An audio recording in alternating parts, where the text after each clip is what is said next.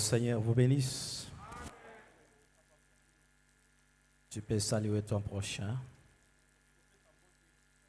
Dis-lui, je t'aime de tout mon cœur. Frère Branham dit, la communion de saints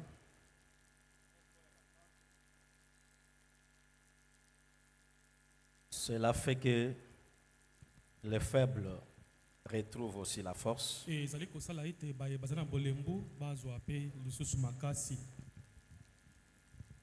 Nous sommes les enfants de Dieu. Nous sommes son armée sur la terre.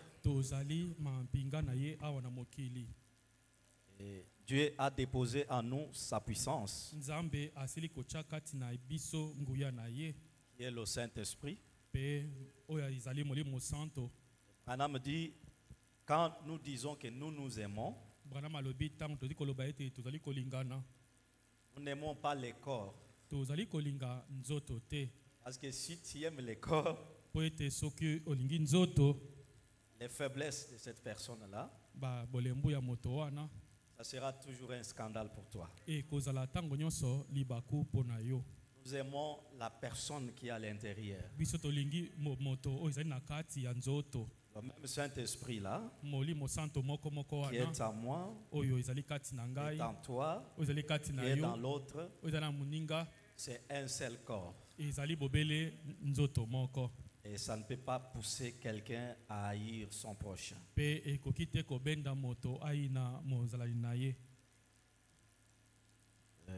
Nous allons nous lever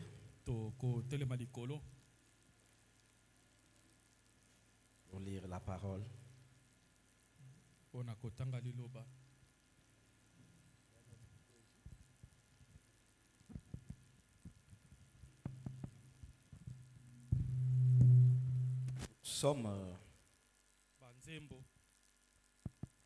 Aujourd'hui, nous allons lire dans Romains, chapitre 8.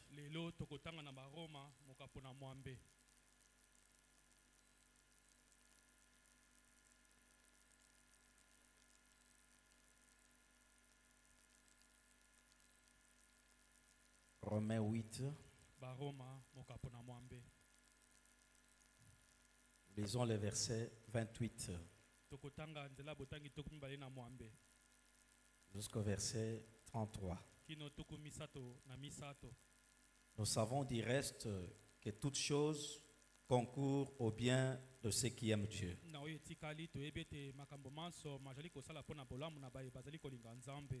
et ceux qui sont appelés selon son dessein. Car ceux qu'il a connus d'avance, il les a aussi prédestinés à être semblables à l'image de son Fils, afin que son Fils fît le premier-né entre plusieurs frères.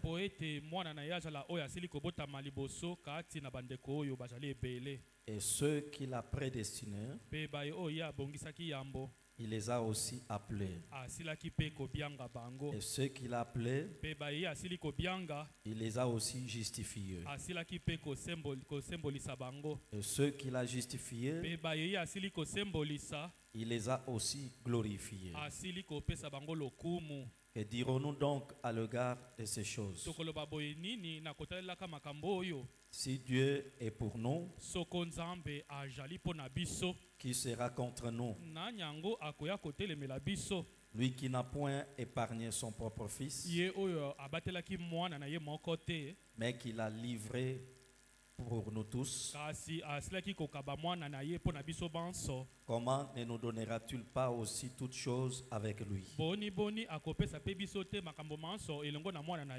Qui accusera les élus de Dieu? C'est Dieu qui justifie. Et Dieu bénisse la lecture de sa parole. Seigneur bien-aimé, nous te disons merci de tout notre cœur, parce que c'est ta main qui nous a protégés depuis les jours de mercredi Et comme tu as encore affaire avec nous sur cette terre, voilà combien tu as créé en nous une disponibilité pour pouvoir tout abandonner et venir communier encore avec toi. Le sang, maintenant au milieu de nous, vient vivifier la parole qui venait d'être lue, parce que c'est toi qui en es l'interprète. Bénis le pasteur de l'église, bénis sa famille, bénis tous les serviteurs de Dieu, le diacre et les administrateurs, et bénis chaque personne présente ici ce soir. Souviens-toi des malades et des faibles qui n'ont pas eu l'occasion d'être avec nous. Que toi, l'Éternel, tu puisses les guérir et que tu pourvoies à nos besoins. Bénis la réunion du début jusqu'à la fin. Merci pour William Branham et merci pour le message du temps de la fin. Nous nous abandonnons à toi au nom de notre Seigneur et Sauveur Jésus-Christ. Amen. Amen. Je vais vous asseoir.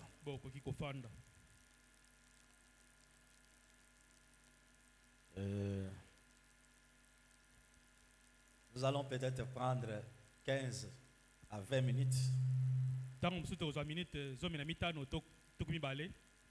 Et le reste du temps, nous allons prier pour le pasteur. Le diable l'a attaqué sérieusement avec la fièvre.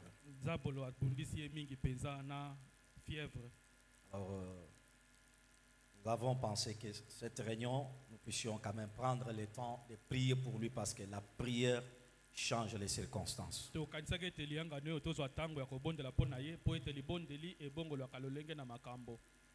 Et puis à un certain moment, peut-être, même quand vous les voyez venir là, ça ne tient pas.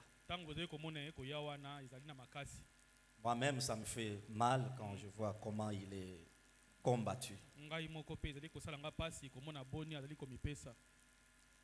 pouvez être bien, à un certain moment, c'est la fièvre qui commence, tout ça, les frissons.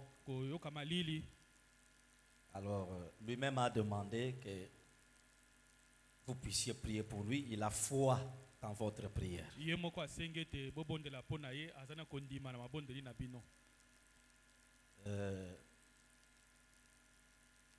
C'est toujours notre serment, les appeler à sortir. Je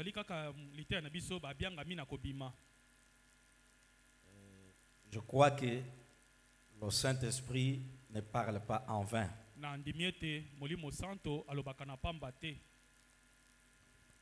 Il y avait des dames qui sortaient d'une réunion un jour, la réunion des frères Branham. Et l'une d'elles s'approcha des frères Branham pour lui dire que Dieu vous bénisse. Vous avez très bien prêché. J'étais très content de la prédication. Pendant qu'elle parlait à frère Branham, la deuxième là l'écoutait attentivement. Elle s'est approchée aussi. Elle dit à frère Branham, savez-vous pourquoi cette femme est en train de vous apprécier? C'est parce que c'est une femme qui aime beaucoup les plaisanteries. Et dans la prédication d'aujourd'hui, vous n'avez pas condamné l'esprit de plaisanterie. Donc, elle est contente du fait qu'elle n'a pas été condamnée. Frère Branham dit que ce n'est pas une bonne manière. La prédication, c'est un fouet de Dieu pour nous corriger. C'est une façon de nous manifester ou de nous témoigner de son amour. Dans le message, les 5 identifications précises de la vraie église du Dieu vivant, Frère Branham dit ceci. Paragraphe 14 jusqu'au paragraphe 16. Maintenant, pour commencer, le mot église lui-même signifie les appeler à sortir. Maintenant, aussi longtemps qu'ils étaient en Égypte, Israël n'était pas l'église de Dieu. Ils étaient le peuple de Dieu. Et alors, quand Dieu les fit sortir de l'Égypte, ils devinrent l'église de Dieu.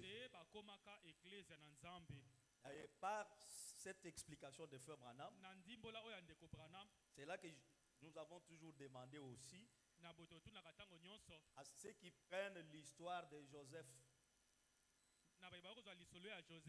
comme quoi Joseph était gouverneur en Égypte. Et aujourd'hui, un frère peut aussi devenir gouverneur, peut faire la politique. Israël en Égypte, c'était le peuple de Dieu. Ce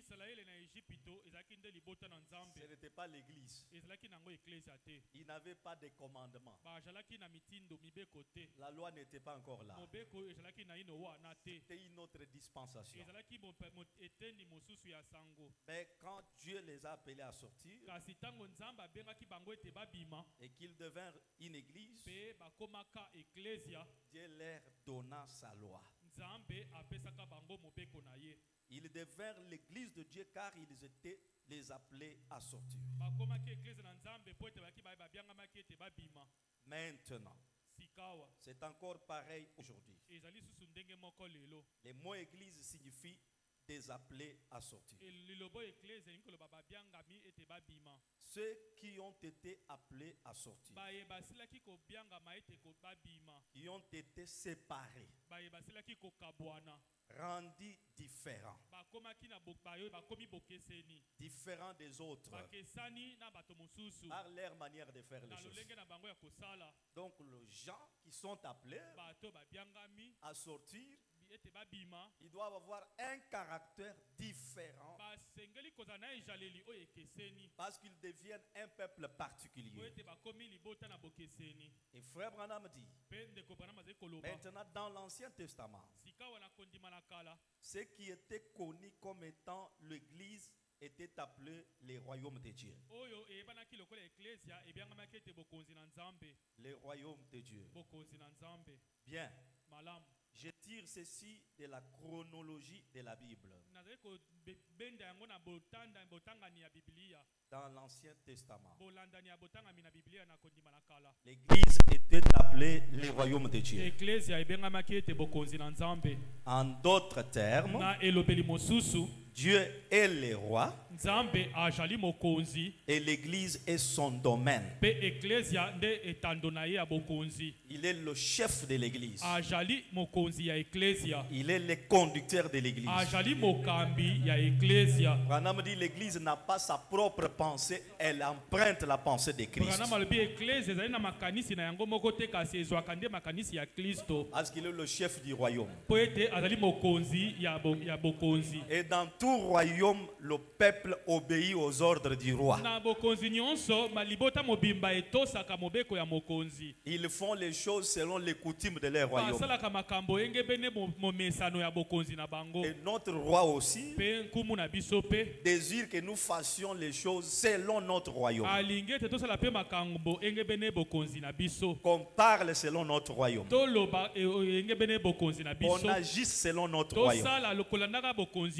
Bon, vous allez voir que Frère Branham n'a pas seulement prêché la révélation des mystères. Il est descendu plus loin pour nous montrer même comment on doit vivre dans nos foyers. Comment en tant qu'enfant de Dieu on doit se comporter à l'école, partout. Et Frère Branham dit, je termine d'abord ici, dans le Nouveau Testament, elle est appelée l'Empire messianique. Oh, j'aime cela. Messianique. En d'autres termes, l'Empire du Messie. Là où le Messie gouverne et règne. Donc c'est lui seul qui gouverne. Ce qu'il dit, c'est ce qui doit être fait. S'il dit la droite, c'est la droite. Si c'est la gauche, c'est la gauche. C'est pourquoi on l'appelle l'alpha et l'oméga. C'est lui qui a le dernier mot sur son empire. Et c'est pourquoi je m'arrête là. Frère Branham dit, Dieu, dans cet âge,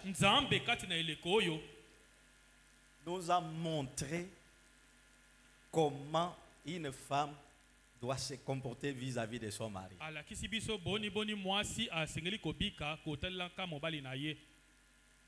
Et Frère Branham dit, la manière dont vous vivez dans les foyers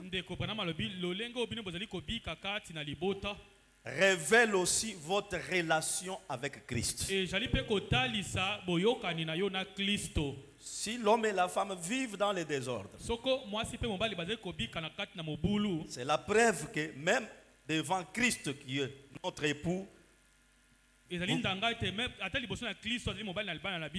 vous vivez en désordre. Nous avons parlé beaucoup de l'homme,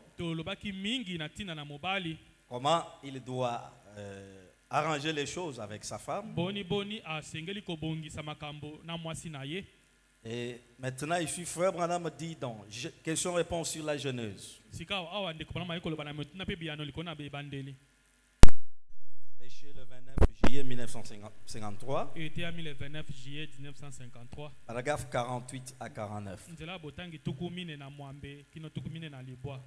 Frère Branham dit ceci. Et alors, Dieu prit de son côté une partie de lui, une côte, et fit une femme. Bon. Où prit-il l'esprit de la femme? Voyez-vous? Quand Genèse 1, verset 26, il dit, faisons l'homme à notre image, selon notre propre ressemblance. Il créa l'homme, mâle et femelle. Il fit pour l'homme un esprit ride.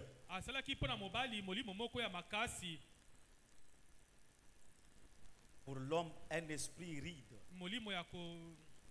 Oui, un esprit ferme,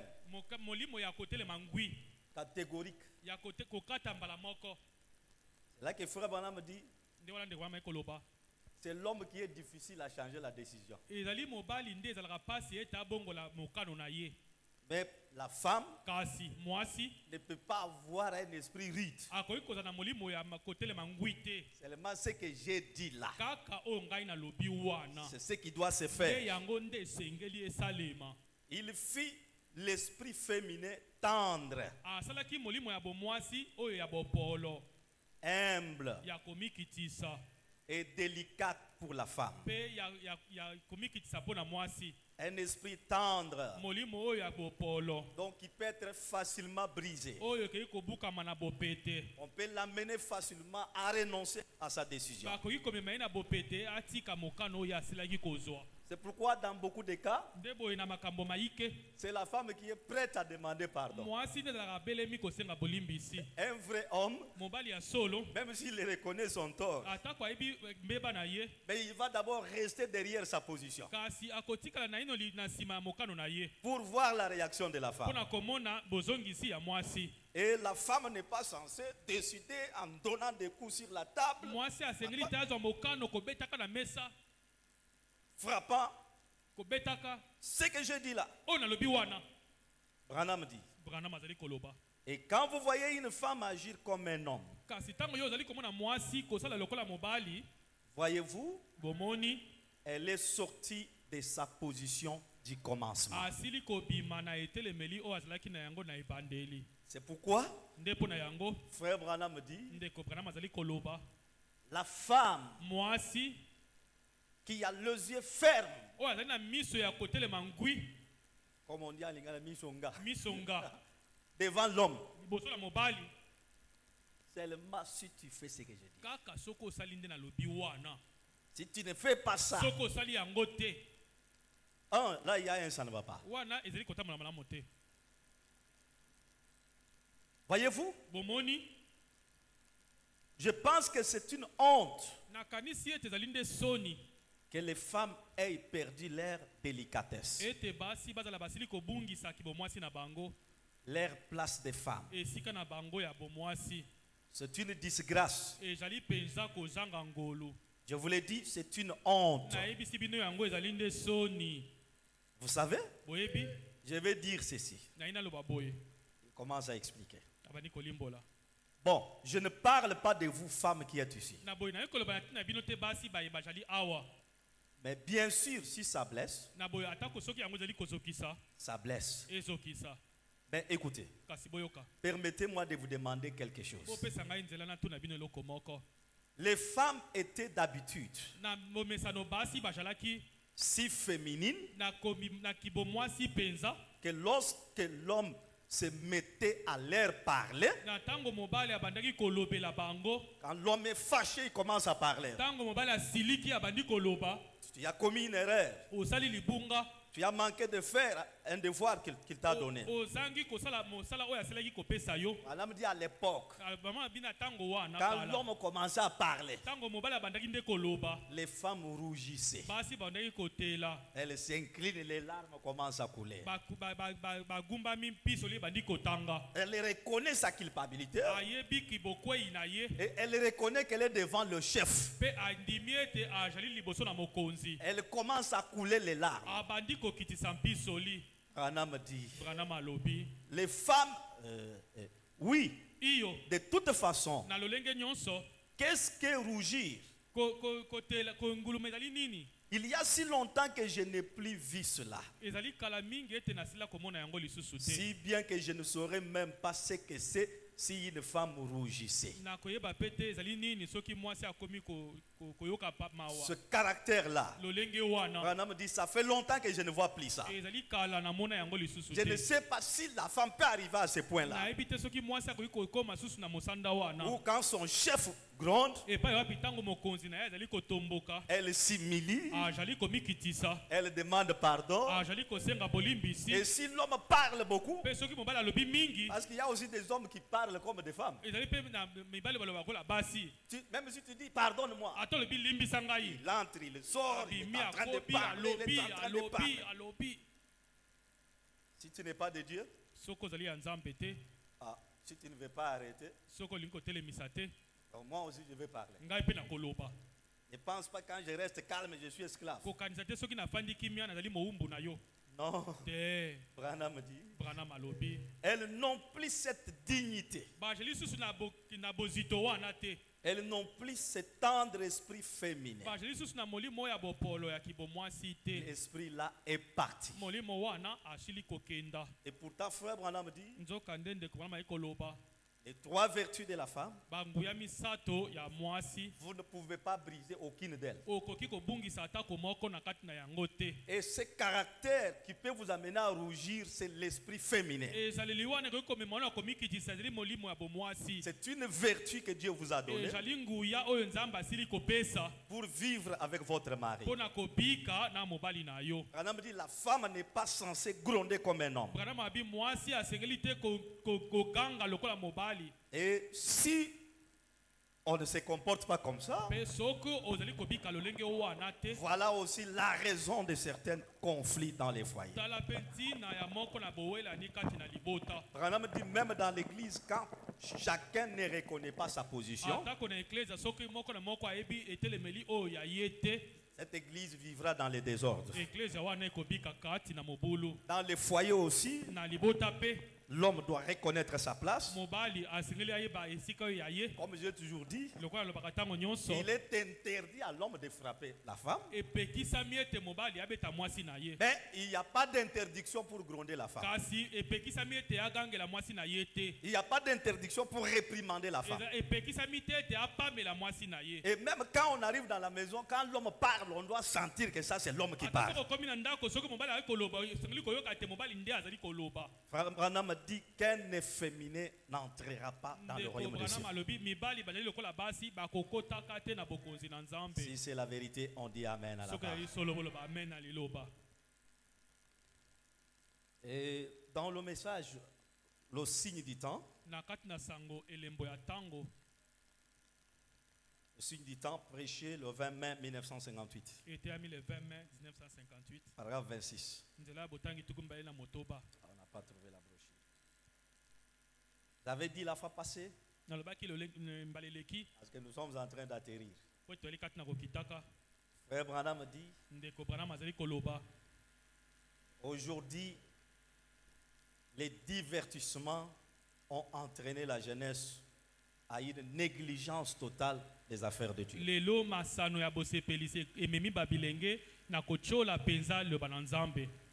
Et j'avais dit que les téléphones Android, c'est l'arme de l'enfer qui détruit la jeunesse aujourd'hui. Vous n'avez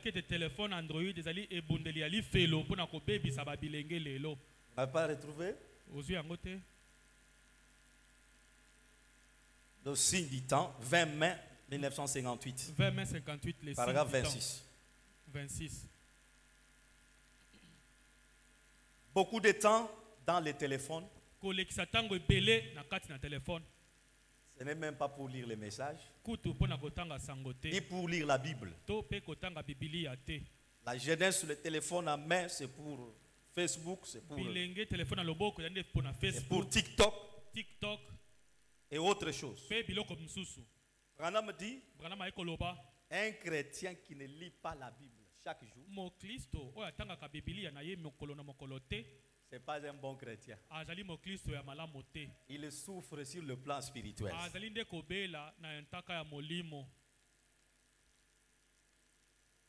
Quand vous passez une journée sans lire la Bible, vous êtes malade spirituellement.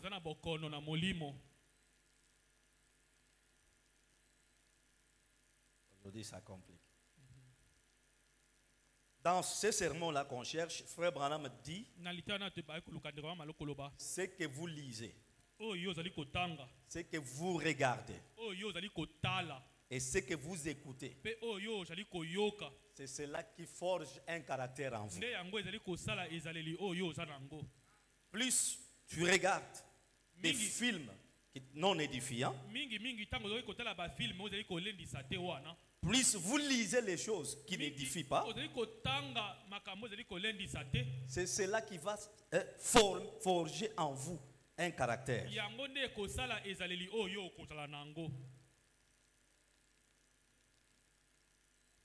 Dans le message, la communion,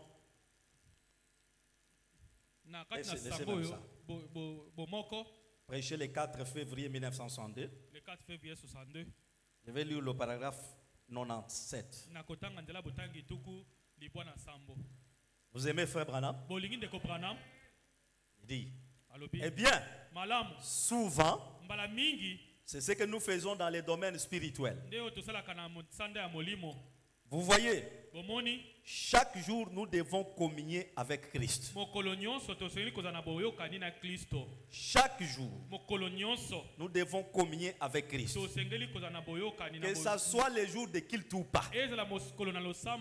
Chaque jour il faut communier avec Christ. Nous devons lui parler chaque jour. Nous devons tout mettre en ordre avec lui chaque jour. Paul a dit, je meurs chaque jour. Vous voyez, chaque jour, je meurs. Si je vis, Ce n'est plus moi qui vis, mais c'est Christ qui vit en moi. Alors, si votre corps physique a besoin de la nourriture et des breuvages chaque jour pour survivre, votre corps spirituel a besoin de nourriture spirituelle et de la communion avec le Seigneur chaque jour pour survivre. Branham dit oui. Que Dieu vous bénisse. Et il descend. Jésus a dit, l'homme ne vivra pas de pain seulement, mais de toute parole qui sort de la bouche de Dieu.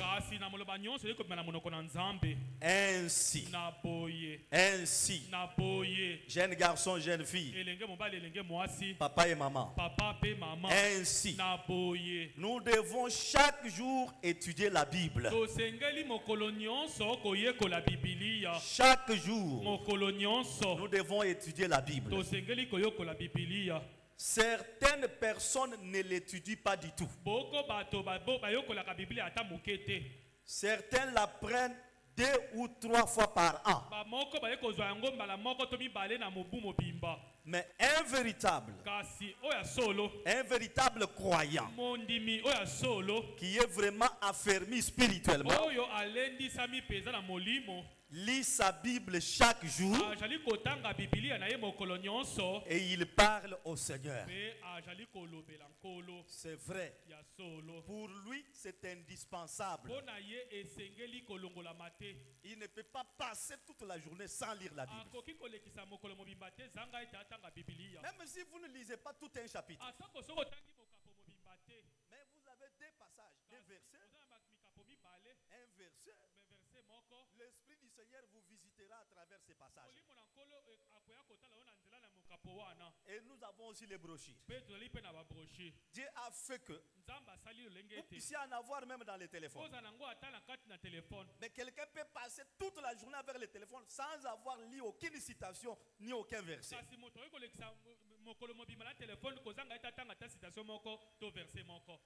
Branham dit, ce n'est pas n'importe quel chrétien. Un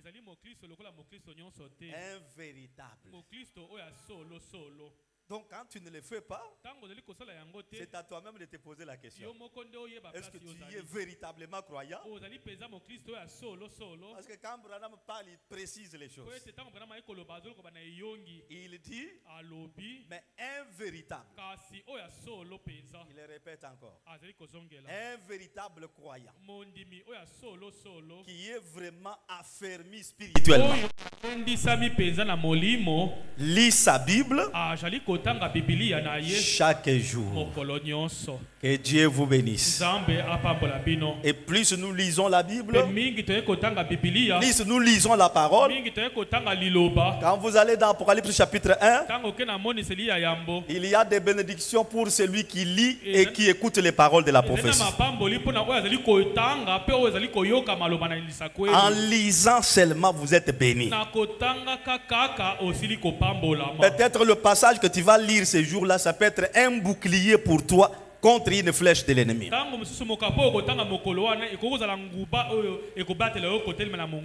Branham dit, si la mère de Moïse qui n'avait pas la Bible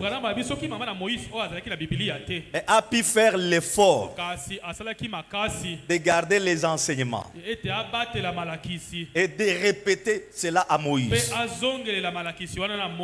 tu es né dans un but. Voilà, ici nous sommes comme ça, comme ça.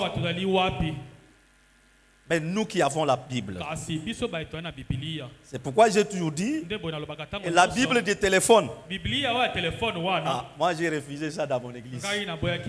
J'ai dit aux croyants, vous voulez lire la Bible du téléphone, lisez chez vous à la maison. Ici à l'église, ayez la Bible. Branham dit, c'était le signe distinctif des anciens croyants. Se promener avec la Bible sous les bras Ça ne faisait pas honte aux anciens croyants. Quelqu'un peut être fier de marcher avec un livre de géographie, avec un dictionnaire, avec un livre de l'informatique. Mais marcher avec la Bible, ça fait honte. Ça fait honte aujourd'hui. Or, c'est le livre du chrétien. Et Branham dit c'est un livre de confiance. Parce que chaque parole qui s'y trouve est inspirée. Tu peux seulement lire une parole, tu es malade et la guérison vient. Je ne sais pas si cela est vrai. Si ce n'est pas notre vie, nous devons faire une promesse à Dieu. Je ne passerai plus toute une journée sans lire la Bible. Aide-moi à lire. Parce que ta parole, c'est une vie pour moi. Amen. Amen.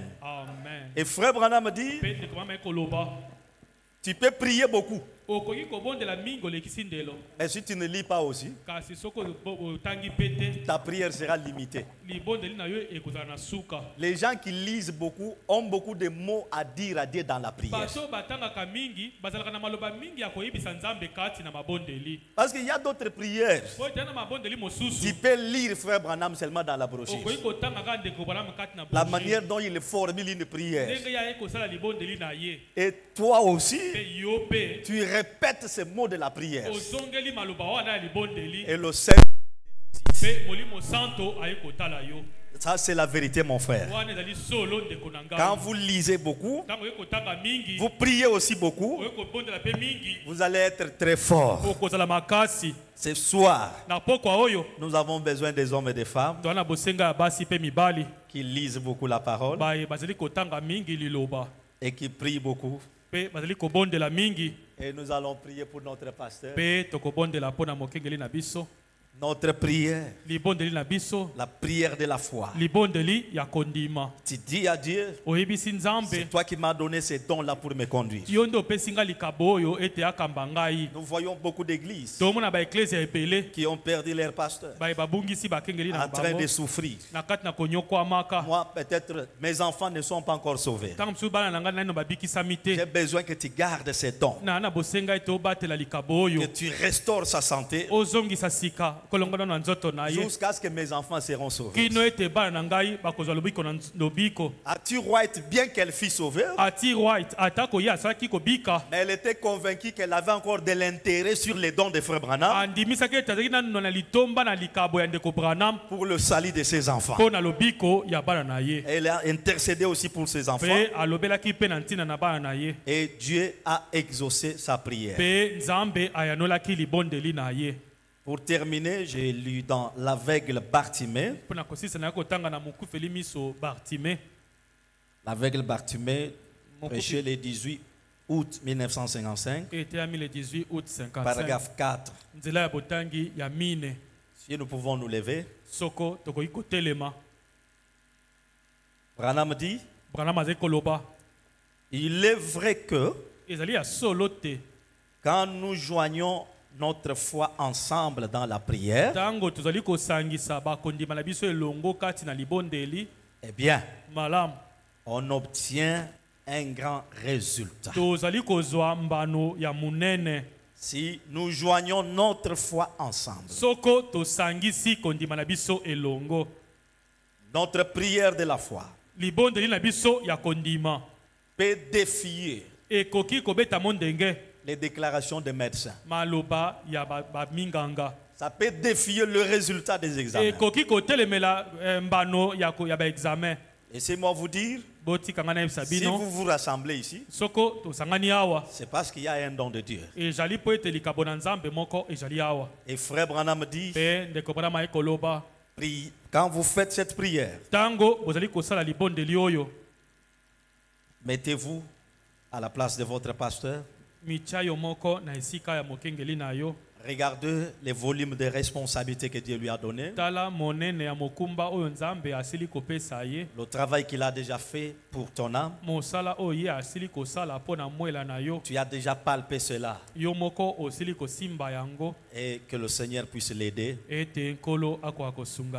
Vraiment de tout son cœur. Il a dit, j'ai foi dans mon église que si le prix, le Seigneur va me réconforter. Si on peut entonner un cantique.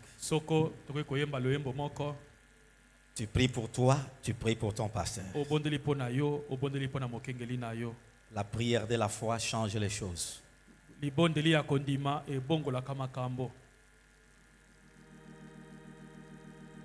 Si vous voulez vous agenouiller, vous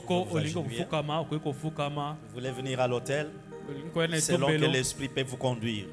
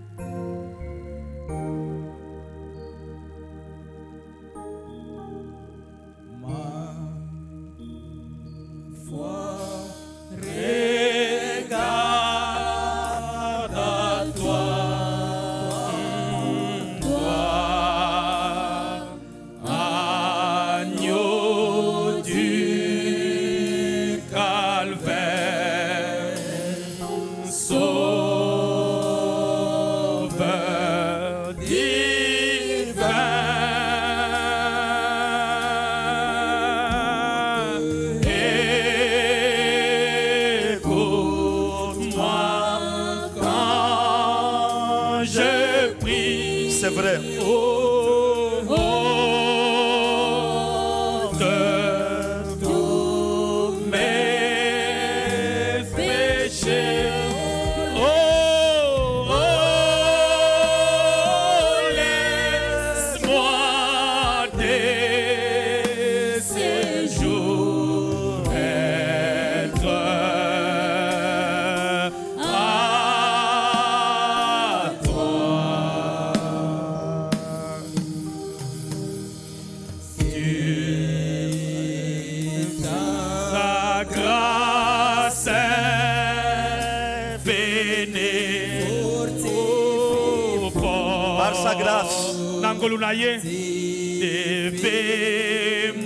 Quelque chose se passera. Amen.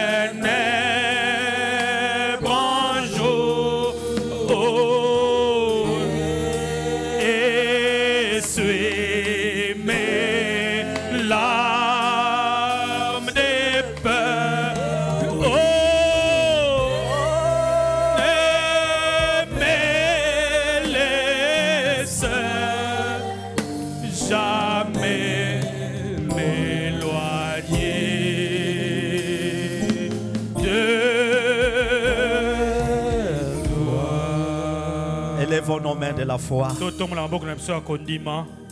La prière change les circonstances. Ses oreilles ont toujours été attentives pour écouter les prières de saints. Ne considère pas combien tu es petit.